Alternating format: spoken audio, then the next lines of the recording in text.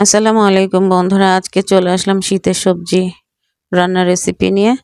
আজকে আমি বড়ি দিয়ে আর মাছ দিয়ে তরকারি রান্না করব।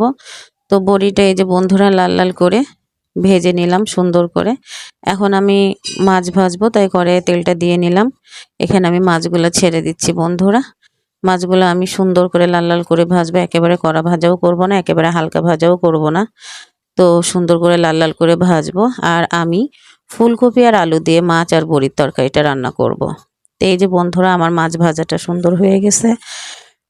আমি এবার উল্টিয়ে দিচ্ছি, দিয়ে যে আমার দুই পিঠেই ভাজা হয়ে গেছে। আমি এখন মাছগুলো উঠিয়ে নিলাম। আমি এই গরম তেলের মধ্যেই পেঁয়াজ কুচিটা দিয়ে দিলাম বন্ধুরা। দিয়ে আমি পেঁয়াজটা ভাজা ভাজা হয়ে গেছিলো, তো পুড়ে যাচ্ছিল, তাই সামান্য একটু পানি দিয়েছি বন্ধুরা। দিয়ে এখানে পরিমাণ মতো আদা বাটা, রসুন বাটা আর জিরা বাটা দিয়ে দিয়েছি।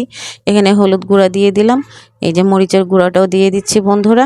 দিয়ে আমি ভালো করে মশলাটা কষিয়ে নিব বন্ধুরা। সুন্দর করে মশলাটা কষিয়ে নিব, যতক্ষণ না মশলার গায়ে তেলটা ভেসে ওঠে ততক্ষণ পর্যন্ত কষিয়ে নেব। এইবার আমি পরিমাণ মতো লবণ দিয়ে দিলাম বন্ধুরা। লবণ দিয়ে এই যে তেলটা ভেসে উঠেছে মশলা, তখন আমি সবজিগুলো দিয়ে দিচ্ছি বন্ধুরা। তো সবজিগুলো ফুলকপি আর আলু। তো ফুলকপির ডাঁটাগুলো আমি ফালাইনি বন্ধুরা। ফুলকপির ডাঁটা খেতে জানি না কার কার ভালো লাগে, তবে আমার ভীষণ ভালো লাগে। আমি ফুলকপির ডাঁটা কখনো ফালাই না, আমি সম্পূর্ণটা ভালো করে বেছে নিয়ে নিই। তো বন্ধুরা আমি নাড়াচাড়া দিয়ে এই যে ঢাকনা দিয়ে ঢেকে রেখেছিলাম, তারপর আবার ঢাকনাটা তুললাম। তো তুলে এই যে দেখেন আমার সবজিটা মোটামুটি কষানো হয়ে গেছে। তা হালকা একটু নাড়াচাড়া করে কষিয়ে নিতে হয়, নাহলে মজা লাগে না। এই পর্যায়ে আমি তরকারিতে ঝোলের পানি দিয়ে দিব সিদ্ধ করার জন্য যতটুকু লাগে। তা আমি পরিমাণে একটু বেশি পানি দিব, কারণ এখানে আমি বড়ি দিব, মাছ দিব, আর আলু তো আছে, আলুতেও পানি টেনে নেয়, বড়িতেও অনেকটা ঝোল টেনে নেয়, যার কারণে আমি পানি একটু বেশি দিয়েছি।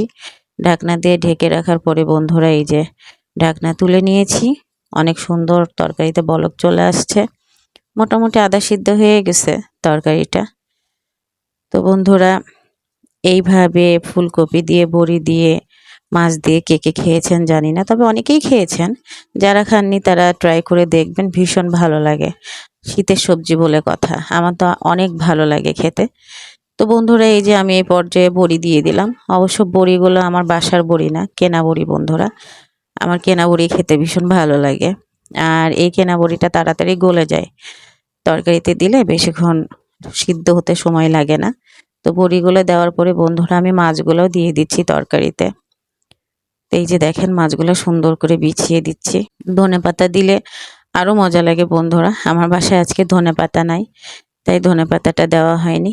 এই যে মাছগুলো সুন্দর করে চামচ দিয়ে নেড়ে চেড়ে সুন্দর করে সাজিয়ে দিলাম। দেখেন বন্ধুরা এইবার আমি ঢাকনা দিয়ে ঢেকে দিব। দিয়ে তরকারি একেবারে সিদ্ধ হওয়া পর্যন্ত অপেক্ষা করে এই যে ঢাকনা তুলে নিলাম। নিয়ে বন্ধুরা দেখতে পাচ্ছেন মাছগুলো মোটামুটি সিদ্ধ হয়ে এসছে, সবই সিদ্ধ হয়ে গেছে। তা আমি সামান্য আরেকটু জাল দিয়ে ঝোলটা আরেকটু কমিয়ে নিয়েছি।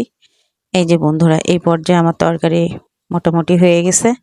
তো বন্ধুরা আপনারা ভালো থাকবেন, আমার পাশে থাকবেন। আসসালামু আলাইকুম।